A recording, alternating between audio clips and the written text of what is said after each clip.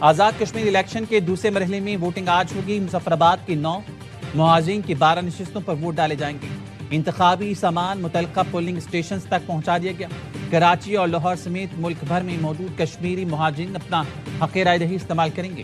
مظفرآباد کی 9 نشستوں پر 802 امیدوار، مہاجرین کی نشستوں پر 143 امیدوار میدان میں۔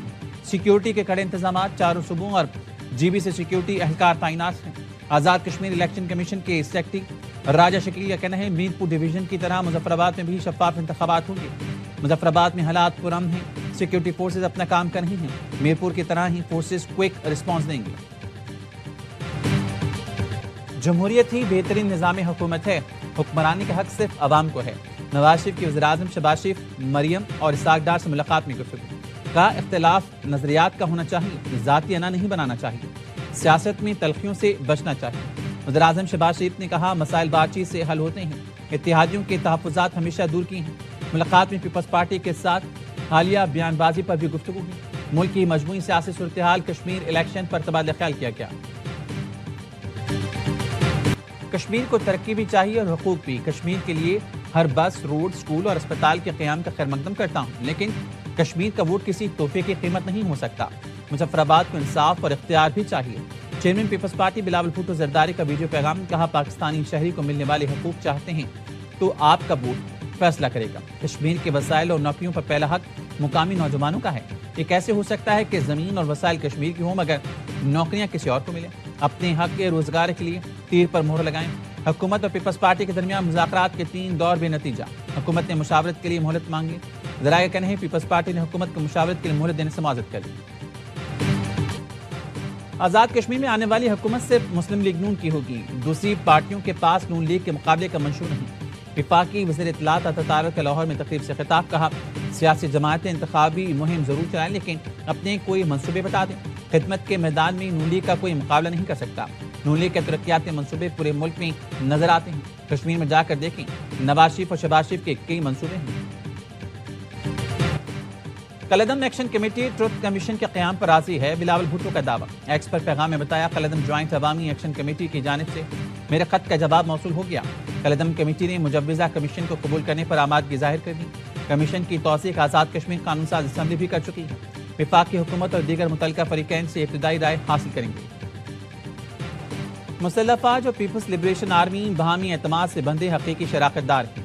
فیلڈ مارشل سعید عاصم منیر کا جی ایچ کیو میں چین کی پیپلز لبریشن آرمی کی سالگرہ کے تقریب سے خطاب، کہا دونوں ملکوں کی دوستی منفرد نوعیت کی ہے جو وقت کی کسوٹی پر پورا اترنے والی ہے۔ یہ دوستی بدلتے ہوئے علاقائی اور عالمی چیلنجز کے باوجود ہمیشہ مستحکم رہی۔ چینی سفیر تقریب میں بطور مہمان خصوصی شریک ہوئے۔ فیلڈ مارشل سعید عاصم منیر نے معزز مہمانوں کا خیر مقدم کیا۔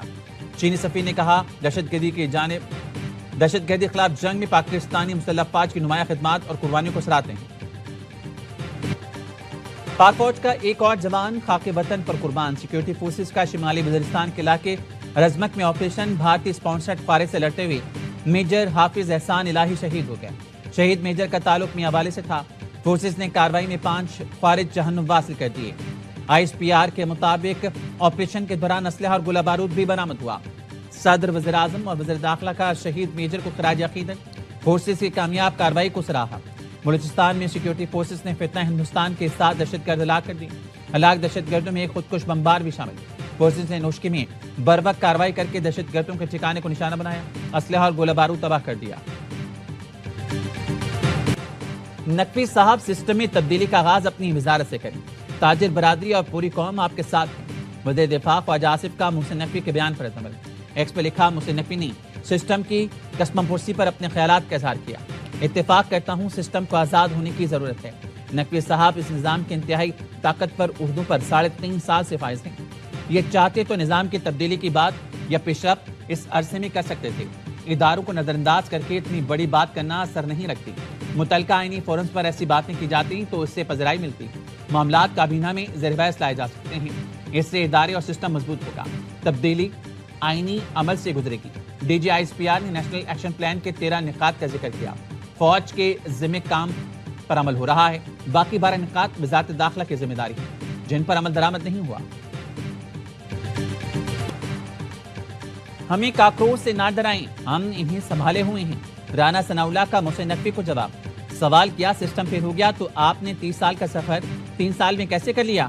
کاکروچ کہتے ہیں 30 سال کا سفر 3 سال میں طے کرنے والے چور دروازوں کو بند کیا جائے۔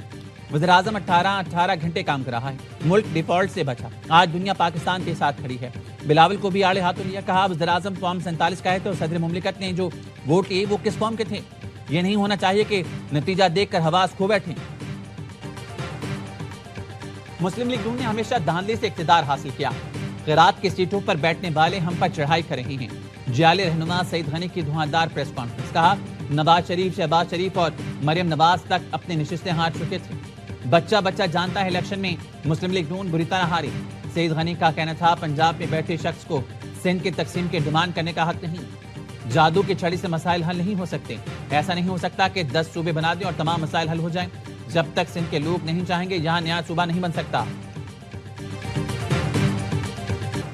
صوبوں کی تقسیم کو غداری کہنے سے بڑی کوئی غداری نہیں، دھرتی ماں پاکستان ہے اور چاروں صوبے پاکستان کا حصہ ہیں، ناقابل تقسیم کوئی چیز ہے تو وہ وطن ہے۔ چیئرمین MKM پاکستان خالد مقبول صدیقی کہتے ہیں ایسی جمہوریت کی ضرورت نہیں جس کے ثمرات عام آدمی تک نہ پہنچے، سرحدوں کے پاسبان بھی سمجھتے ہیں وقت آ گیا، پاکستان بنانے کے مقاصد پورے کرنے کی ضرورت ہے۔ فاروق ستار نے ریفرنڈم کرنے کی تجویز پیش کر دی، کہا بس بہت ہو گئی، نئے انتظامی یونٹ بننے چاہیے۔ مصطفیٰ کمال نے کہا انتظامی یونٹس بننا خواہش نہیں مجبوری ہے۔ 1951 میں ملک کی آبادی 3 کروڑ 70 لاکھ تھی تو پاکستان کے 4 صوبے تھے، آج 25 کروڑ ہو گئی ہے تب بھی 4 صوبے ہیں۔ انتظامی یونٹ بننے ہیں تو بحث کر کے اتفاق رائے کریں، ایسا نہ ہو دستخط سے آرڈر پاس کر دیں۔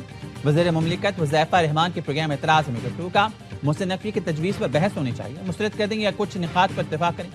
بلاول ہمیں فارم 47 کا کہتے ہیں تو ہمارے اراکین سے ہی آصف زرداری صدر بنے ہیں۔ JDA پورے سندھ میں پیپلز پارٹی کے خلاف چارج شیٹ بیان کرتی ہے۔ شہلا رضا نے کہا چاہے یہ حکومت ہو یا اس سے پہلے سب اپنے نتائج کے برعکس اقتدار میں ہے، صرف آبادی کی بنیاد پر نئے یونٹس نہیں بن سکتے، آئین میں ہر چیز واضح ہے، پارلیمنٹ میں بحث ہو سکتی ہے، سندھ کے عوام کا فیصلہ واضح ہے، صوبے میں احتجاج بھی شروع ہو چکے ہیں۔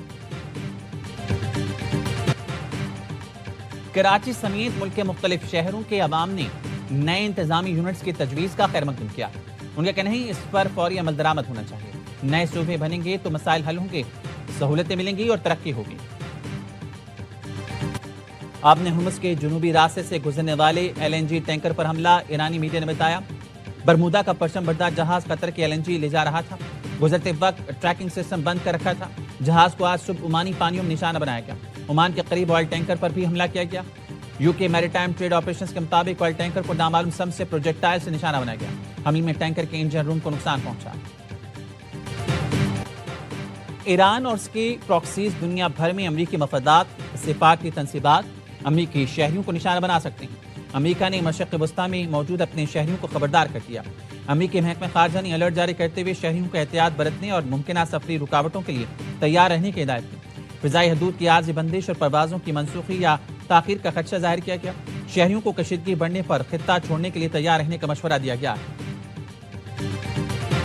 ایرانی وزیر خارجہ عباس عراقچی کا فیلڈ مارشل سید عاصم منیب سے ٹیلی فونک رابطہ، عباس عراقچی کا سعودی عرب اور ترک وزیر خارجہ سے بھی ٹیلی فونک رابطہ، خطے کی تازہ ترین صورتحال پر تبادلہ خیال کیا۔ ایرانی وزیر خارجہ کا کہنا تھا امریکی جارحیت کا منہ توڑ جواب دیا جائے گا، ایران اپنے قومی مفادات سے پیچھے نہیں ہٹے گا۔ وزیر اعظم ہی نہیں، بلاول بھٹو اور پیپلز پارٹی بھی فارم 47 کی پیداوار ہے، نون لیگ اور پیپلز پارٹی کبھی نہیں چاہیں گے ان کا قبضہ ختم ہو جائے۔ چیئرمین تحریک انصاف بیرسٹر گوہر کا کہنا ہے موجودہ حکمران صرف ذاتی مفاد میں لگے، ان کے پاس آئینی ترمیم کے لیے مینڈیٹ نہیں۔ وزیر داخلہ نے اعتراف کر لیا فارم 47 کی بنیاد پر مسلط ہونے والے ناکام ہو گئے، نااہل لوگ کوئی مسئلہ حل کرنے کی صلاحیت نہیں رکھتے ہیں۔ امیر جماعت اسلامی حافظ نعیم الرحمان کہتے ہیں انتظامی یونٹ پر پہلے بھی بہت بحث ہو چکی ہے، یہ کام کروانا ہے تو ایک فون صدر آصف علی زرداری اور ایک فون وزیر اعظم شہباز شریف کو کریں، MKM کو تو فون کی بھی ضرورت نہیں۔ حکومتی نمائندوں نے صورتحال پر آواز اٹھانا شروع کر دی۔